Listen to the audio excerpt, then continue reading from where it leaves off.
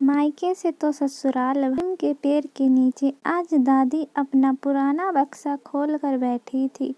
ऊपर परिंदे चींची कर कर आपस में बतिया रहे थे।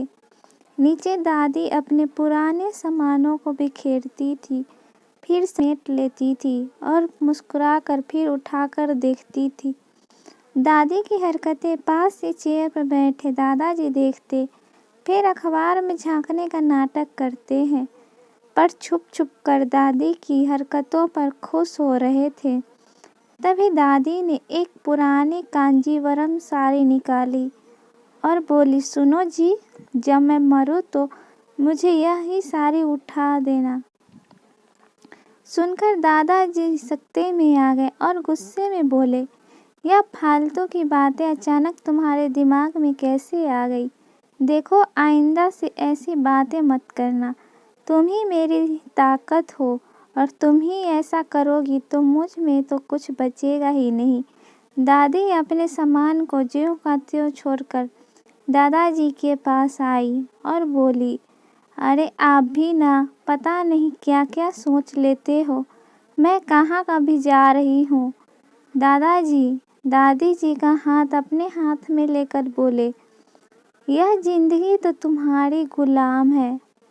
तुम तो एक सेकंड भी मेरी आंखों से ओझल हो जाओ तो मन अनमना सा जाता है। तो प्लीज़ ऐसी बातें मत किया करो। दादी, अच्छा, अब बाहर जाकर खड़े हो जाओ। टिंकू स्कूल से आने वाला होगा। दादाजी, तुम सबका कितना ख्याल रखती हो। सारे दिन काम करती रहती हो, थक जाती होगी। दादी माँ, अरे हाथ पैर चलते रहना चाहिए, तभी तो आपसे भी थोड़ा काम करवा लेती हूँ, वरना एक बार जाम हुए तो।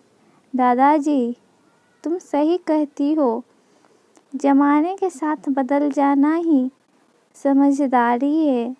इसलिए तुम्हारे कहे काम करता हूँ, वरना खटिया पकड़ते देर नहीं लगेगी।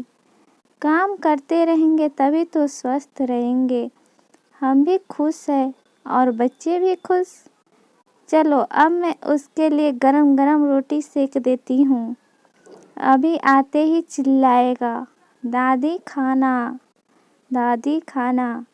पर मुझे अच्छा लगता है, बहू बेटे दोनों जॉब पर ध्यान दे रहे हैं तो घर में मैं ही संभाल लूँगी, कोई थक तो नहीं जाऊँगी। वह भी थक जाते होंगे। तभी बाहर से बेटे बहू दोनों आ गए। बहू रीना बोली, मम्मी जी, पापा जी, आप दोनों कितने अच्छे हो।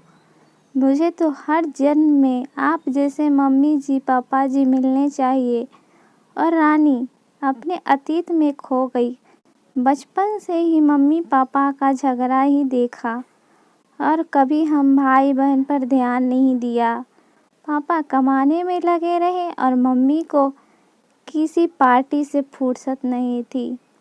हमारे बचपन को काम वाले के हाथ में सौंप दिया था, पर हमारी किस्मत अच्छी थी कि हमें ससुराल अच्छा मिला। पर शायद मेरी भाभी की तो नहीं, पर भैया ने सबक ले लिया था।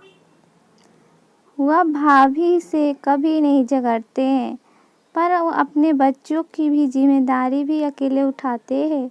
इसलिए रीना अपने भतीजे को पास बुलाती रहती है। यहाँ पे टिंकू के दादा दादी के साथ घुल मिल जाते थे। कई बार प्रश्न कर लेते थे, बुआ जी, काश हमारे दादा दादी भी हमें इतना ही प्यार करते जितना टिंकू के दादा दादी करते हैं। उस वक्त रीना निरुत्तर हो जाती थी। बस इतना ही कह पाती, क्यों चिंता करते हो, तुम्हारी बुआ है ना, और प्यार से गले लगा लेती। सोचती क्यों झूठे दिखावे और आम के चक्कर में लोग के घर में अशांति फैलाते हैं और बच्चे घुट घुट कर रह जाते हैं।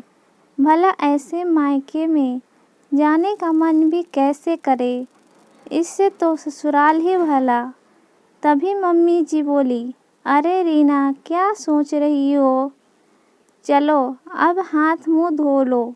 टिंकू के साथ तुम दोनों भी गरम गरम खाना खाओ। रीना धीरे से बोली, मम्मी जी पहले मैं बनाती हूँ, आप सब खा लीजिए फिर मैं खा लूँगी। अरे मैं तो घर पर ही थी, तुम थकी हुई हो, पहले तुम सब खा लो।